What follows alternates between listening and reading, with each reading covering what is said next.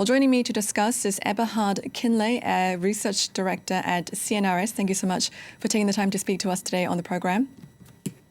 Thank you for having me.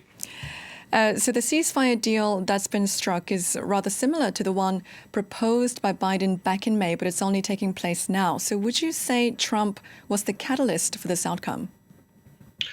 Yes, to an extent, I suppose. He certainly wanted to have some good news for himself before his inauguration, and I suppose it's largely to do with his prestige or his sense of prestige, and of course his ability to put perhaps additional pressure temporarily on Netanyahu, who was not extremely impressed by the pressures, the very limited pressure exercised by Biden. Now that we're cautiously optimistic about things moving on in the region, what kind of impact do you think Trump will have on the Middle East? Would you say that his approach will be more or less in the same direction as Joe Biden's? It's very difficult to say at that stage because we all know that President Trump, or future President Trump, he will only be inaugurated tomorrow, that he is volatile, that he is not always extremely consistent, as we have seen in other issues like the Bitcoin issue. Now, this being said, there are a few, I think if we go back in history, there are a few sort of guiding lines that help us to understand where he might be going within, of course, these parameters of volatility. I suppose he is still very much wedded to his old ideas, the ones like the Abraham Accords and the Trump plan in 2020. So I think if we go back to his first mandate, we will see what is in store for the Middle East.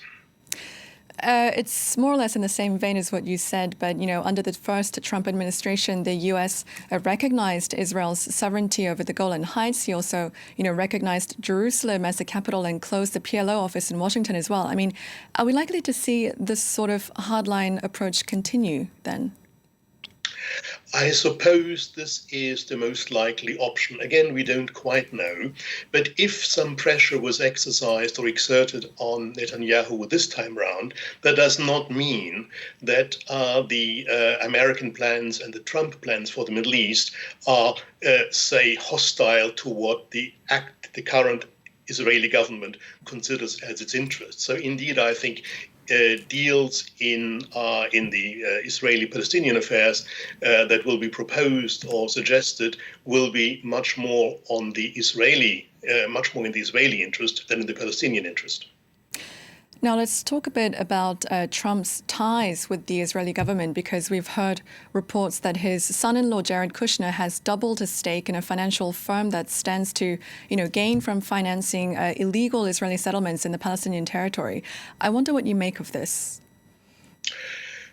Well, I suppose this is sadly true, yeah. So there may be a conflict of interest, but I suppose even without such a conflict of interest, what we know about Trump, what we know about his earlier policies, indicates that any deal that will be suggested or proposed will be far less in the Palestinian interest than in the Israeli interest, or at least in the interest as formulated by the current Israeli government. So I think the conflict of interest issue is one of them, but certainly not the major one. By and large, people who voted for Trump, by and large, the people around him, are certainly much closer to the current Israeli government than to the Palestinian administration or, of course, to Hamas.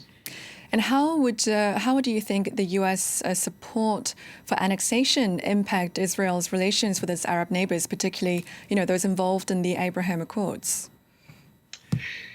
This is difficult to say because, last time round, of course, these proposals, they did not go through for the obvious reason that Trump was no longer president.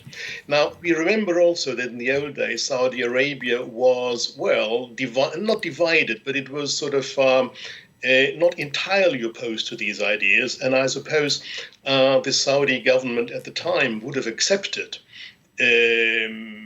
a deal that favors Israeli interests. Today, this may be different. However, we should also see that the Gulf states, they do not have that much sort of leeway or that much of leverage on the United States. So it may well be that a new President Trump will try to impose a solution that may even contradict the interests of some of its allies. And going forward, do you expect Trump to prioritize a long-term solution for Gaza, or will his focus remain on supporting Israel's security efforts? Trump and long-term solutions seem to be a contradiction in terms. We already mentioned his, say, volatility and his tendency to change his opinion.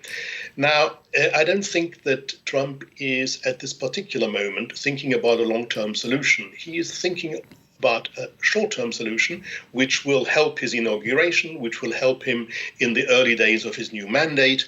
I do not think that he is in a position at the moment to envisage anything in the longer term. Now, also the people around him, we will have to see who will sort of wield more influence in this Trump administration. People like, for instance, the probably new Ambassador Huckabee to Jerusalem, or Waltz, the national security advisor. There are people who are certainly more able and more willing to think about long-term solutions than others. So I think this is really, the jury is out. However, if there is a long-term solution, or if Trump sort of continues to push his agenda, the one that he pushed in some 4 years ago, we will see a long-term solution that is in the favor of the current Israeli government in its majority, however fragile it is. It will be one that will possibly go to annexation, and maybe the expulsion of Palestinians from Gaza, maybe from the West Bank. This is certainly a possibility.